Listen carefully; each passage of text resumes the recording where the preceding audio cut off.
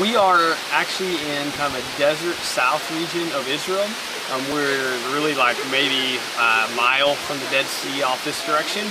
And actually when you hear in scripture about David running from King Saul when King Saul was trying to kill David, and he goes off into the mountain strongholds and he hides in caves and all those sorts of things, we're actually in the area where David would have done that. In fact, off to my left over here, the camera's right, you can see all of these mountains and such up here, and up in there are all these little cave openings. Would have been a place where David and his men hid.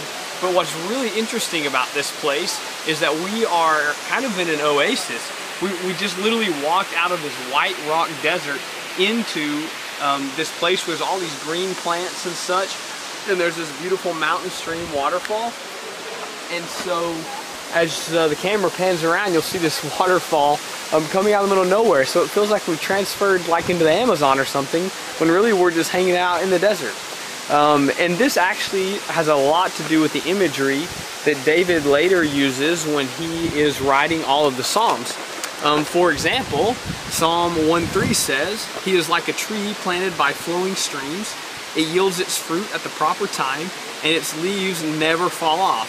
He succeeds in everything he attempts." So he's kind of thinking probably of this type of mountain stream, or one that we've all heard, Psalm 42:1, "As the deer longs for streams of water, so I long for you, God."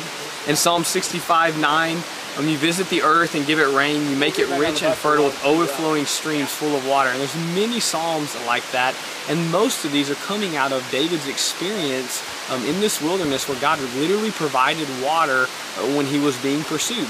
And so this area is that kind of place where David came, hid, lived, and was provided for by just kind of these natural streams literally flowing out of the side of the mountain.